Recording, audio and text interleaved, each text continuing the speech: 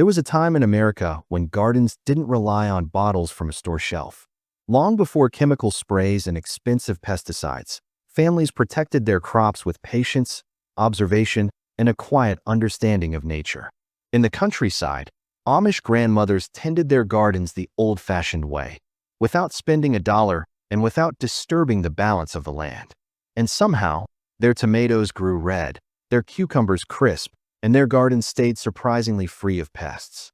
Today, we're stepping back into that slower world to uncover the simple secrets that kept those gardens thriving year after year.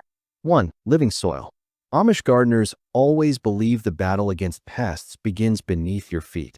Instead of focusing on insects above the ground, grandmothers spent their winters building rich compost from manure, kitchen scraps, and fallen leaves.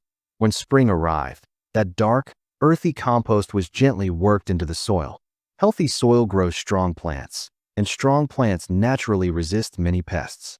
In those quiet rural gardens, the secret wasn't killing insects. It was growing plants tough enough to withstand them. 2. Garden mix. Walk through an Amish garden and you'll notice something unusual. Vegetables rarely grow in perfect rows of a single crop. Instead, tomatoes share space with basil, cabbages mingle with dill, and marigolds bloom beside beans. This simple mixing confuses pests that search for plants by scent.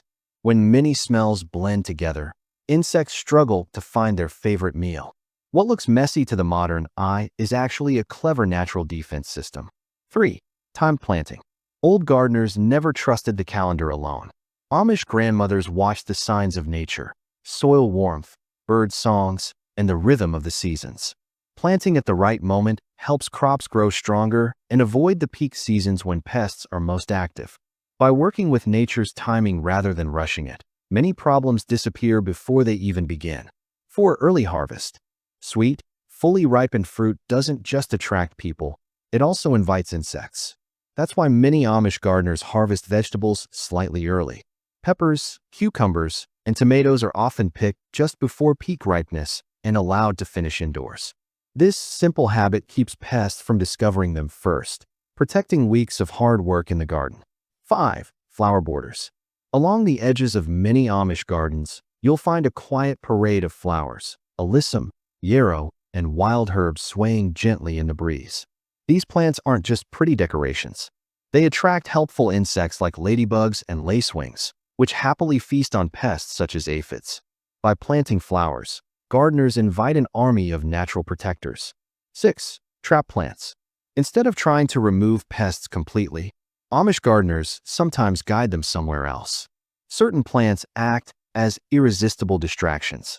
Radishes, for example, can lure flea beetles away from eggplants. Nasturtiums often attract aphids before they reach more valuable crops. By offering pests a better meal somewhere else, the main garden stays protected. 7. Extra seeds. A quiet wisdom guides many traditional gardens. Plant a little more than you need. Amish gardeners often sow extra seeds, knowing a few plants may feed insects or wildlife. When pests nibble here and there, the harvest still remains plentiful. It's not about winning a war with nature. It's about sharing space with it. 8. Cardboard rings. One of the simplest tricks comes from items most people throw away. When young seedlings are planted, cutworms sometimes chew through their delicate stems overnight. Amish gardeners place small rings made from cardboard tubes around the base of each plant. The barrier stops the worms while the plant grows stronger, and the cardboard eventually breaks down naturally into the soil. 9. Ant control. Ants may seem harmless, but they protect aphids like tiny farmers protecting livestock. Amish grandmothers understood this partnership well.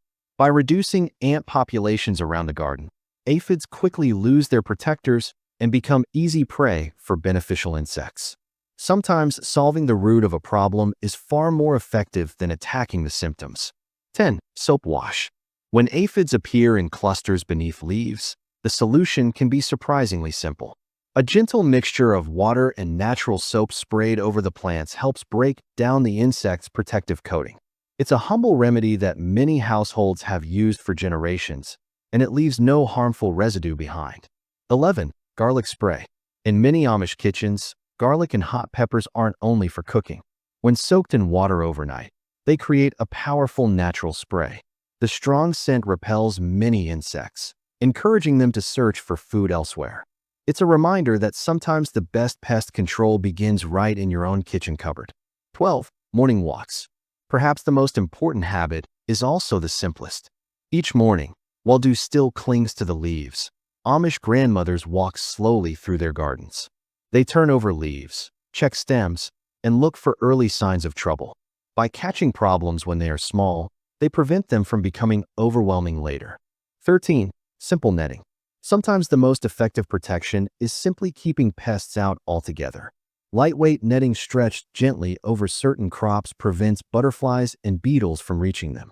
Sunlight and rain still pass through, but insects cannot reach the plants.